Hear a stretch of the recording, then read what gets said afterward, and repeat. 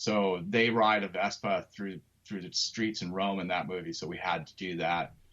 And then from there, we went to Egypt, overnight flight, and with no sleep, jumped right on some horses at 3:00 in the morning, rode them out in the desert for sunrise, overlooking the pyramids. Then did our vows at the base of the Great Pyramids again. And literally, we had all kinds of other stuff planned for Egypt, and we couldn't see straight because we hadn't slept in 2 days. So we had to bail on some of that and just crashed out. Next morning, flew to Paris. Where'd you stay in Cairo? Right by the airport. Oh, okay. It's just convenient. I stayed in the Semiramis, right on the Nile River. When I was there for some work stuff back in the 90s, and was there for 3 weeks, and we stayed right on the Nile. It was pretty cool. It's bitching. It's a trip. I'd been there a long time ago. Actually, I was there as a student back in the mid 90s. Oh, wow. I was on semester at sea, actually, and the ship was going through the Suez Canal. Wow. And some of us got off the ship and went into Cairo just for the hell of it because we didn't want to sit on the ship. And we actually got drunk one night and went out, rode horses out to the pyramids and bribed the guard, and we climbed the pyramid at 2:00 in the morning. Oh, wow. On a full moon, yeah. That's rad.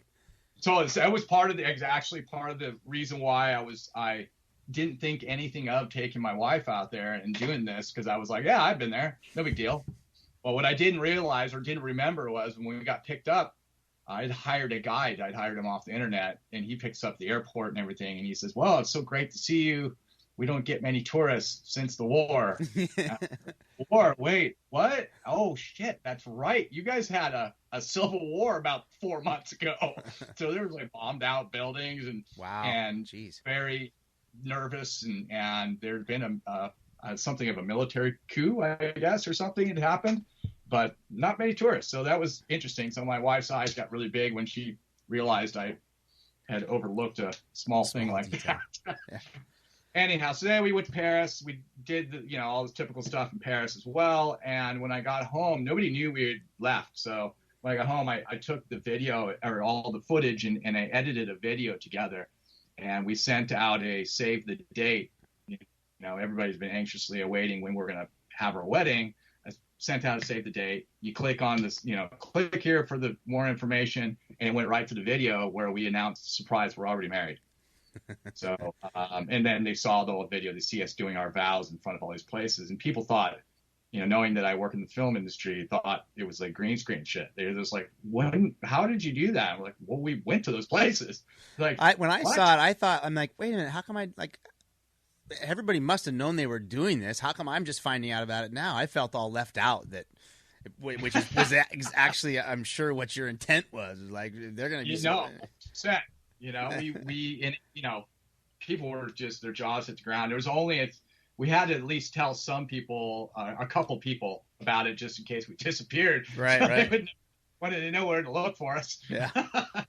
But only a handful of people knew, and it was really cool. And it turned out that we weren't actually married, because we never did anything formal. So we got the license, we got home, and then I asked a good friend, Darren Skelton. I'm sure many people that's listen. right. Yeah, I forgot that. I asked Darren to get ordained, and he married us in our backyard with just our parents present. Cool. So that was really, yeah. Yeah, and Darren really embraced that role, I know. He did. He was wearing a kilt and combat boots. Yeah. So, but to be fair, I married him, and I was wearing a Pope outfit from the Halloween store. So, jeez. Touche. Well, so I mean, I can't avoid the logo on your shirt. We're video Skyping right now, listeners, so I can see the Dusty Times logo on Boyd's shirt, and Dusty Times is something special to me because as a kid who grew up in the off-road racing world, Dusty Times was a newspaper. It was newsprint, and it was basically the Bible of all things that happened in the off-road racing world. It unfortunately, the founders of it have passed away. Both Gene Calvin and John Calvin were good people that I can't pretend like I know the whole story. I'm assuming that they were the founders of it. I know they were the ones that ran it. They ran it. I don't know the whole story myself, to be honest with you. And in fact, when we brought the title back, I felt important to task someone else to tell that story because I didn't know it myself. Yeah. And I had Rory Ward write something about it, who's something of a historian in our space. So, so hold on. I'm going to read something. And I was going in with this that Dusty Times is an institution. It was, it goes back, I think, to the 70s, maybe further than that, right? Or does it go back? I think it was 70s. Yeah. Okay. But you guys on the website, and we'll get into what it is today, but I think this will kind of paint the picture for it. There's a statement on the About section of the website that says, "We aren't the first, but we accept the responsibility with all due reverence to what it once was."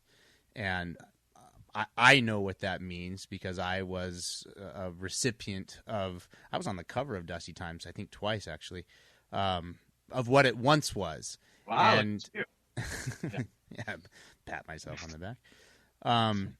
But that's to me and those of us that were around back then and knew what it once was, to hear that those of you that now are moving forward with it are aware of with reverence what it once was.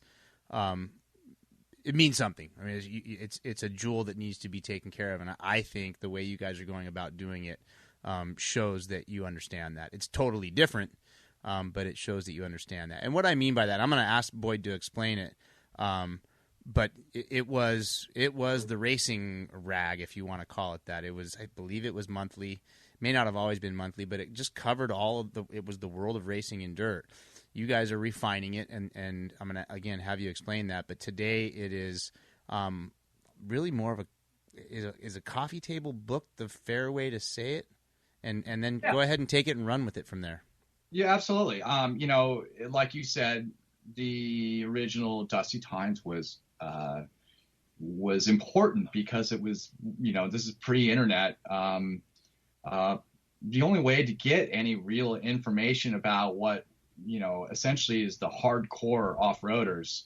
This wasn't people that were buying Rancho lift kits at Sears or wherever you bought that shit back then. These were racers, So this was a newspaper rag that had all the results of every single race and the classifieds in the back where you buy shit, right? And the ads that like kind of kept you up to date with the companies that were relevant in the industry because you didn't have Instagram and Facebook to throw stuff at your face all the time. 100%. So, you may not know what's going on until a month later, right? Right. Anyhow, we don't resemble it in any way, shape, or form other than the name itself, Dusty Times, and the fact that we are still celebrating what the same audience enjoyed, and that's recreation and lifestyle off-road. Yeah. It was initially, I was commissioned by Custom Wheelhouse, who was the ones who had the vision to do something with the name because nobody was doing anything with it. And, they initially had discussed it being something of a brand book where we did a lookbook or something like that. And ultimately evolved into this, what is now an annual publication that, like I said, celebrates off-road motorsports, recreation, lifestyle. And it's completely ad-free. And the content is I never know what the content is or what the subject matter of the content is going to be until something interesting pops up and it seems doable. And that's when we decided to do it. It's as much a gift to the community of enthusiasts as it is a marketing piece for the brands that support it. And we talked about this earlier, Boyd, and it's worthy of going there again. It's an interesting place we are in today, and it kind of goes back to the whole relationship conversation where we are. That authenticity, that connection to an audience, that sharing similar passions. I think we as consumers are more and more interested in doing business with brands that really represent not what we stand for, what we enjoy as consumers, and we don't want to do business if we can avoid it with a brand that's fake, that's posing to be into something that we're into. And I think that's what's really cool about what's happening here. You said the name Fast Custom Wheelhouse. We know it's our friends, the Fitzgeralds, Kevin Fitzgerald and his family. Fair to say that, correct? Yeah, Kevin and Bud and Colby Groom and now Brian Godfrey, who's been there for a few years. Again, that name popping up. Those guys are they are enthusiasts. Right. The brands that they have, they do really well. And I think we just had talked about this another time, is that people recognize that. I mean, like you said, people don't want to be lied to. People don't want to be bullshitted into thinking, oh yeah, we know what you guys do and we do it too. There's no, faking that, and you can smell that a mile away. And definitely the guys at Custom Wheelhouse they're a real deal. They all are part of our community first and foremost. And, the fact that they produce products that we all enjoy and need is a kind of secondary, I think. Well, yeah, I mean, we all got to figure out how to put food on the table. And so that's how they do it. But this gift, as you said, of Dusty Times to the community is something that is endorsed and provided by this group, but it's not a hard sell piece at all. And I think it's cool. And what a great opportunity for you to get to be not that it's making you rich or incredibly lucrative, but just to get to participate in sharing this with the community and be ultimately able to craft it to a degree, It is. I mean, you hit the nail on the head. I mean, it's a passion project for all of us, and it's funny, Brian and Kevin and I have agreed on this, and Bud too, that, we wouldn't do this if we didn't, we weren't passionate about it, because there is no money in it. This is completely a nonprofit. It's very expensive to produce. And it is a dream for me. I have always enjoyed magazines. I've been, as you know, been involved in several. And to have one that's a quote magazine, because it really is more of an annual book at this point, that I'm almost entirely in charge of, and can do pretty much anything I want as long as I can pitch it to those guys and they think it sounds good, and they're very, very trusting of my ideas. And even when I have trouble communicating it to them, they usually let me run with it. So we don't know what you're talking about, Boyd, but we trust you. So and I'm also a very, very firm believer in the medium of print. For me, it's very troubling to see it disappear, although it's not surprising. The print medium is something that I've always enjoyed in all of its forms, especially magazines, though, because magazines are always that, magazines are like the hard candy of publications. They're sweet and glossy photos of really, really exciting things, and they come out often, and they're very visual, and it doesn't take a lot of reading to enjoy them. Magazines are great. And so, to be able to work with someone, in producing this, and for sure, I have a partner in this, his name's Brett McMillan. It was really important for me to partner with a designer who I shared a similar aesthetic sensibility. And Brett's a graphic designer who I'd worked on commercially with other clients, doing commercial work in advertising. And he had left the agency that we worked together at, and went on to do some other work. And the opportunity was perfect to see if he could take on a project like this. And he does such a good job. I mean, anybody who sees that, the layout of the magazine it's all Brett, and I provide the photography, and we both work on the ideas, and I do a fair bit of the writing, and Brett does a lot of the writing too. In fact, I believe that piece you just read was written by Brett. And anyhow, Brett's a really, really great guy. His graphic design firm, Radsmith, is amazing. And So it's just the two of us, and it's really exciting for us. We love it because we love going, well, what could we do with that?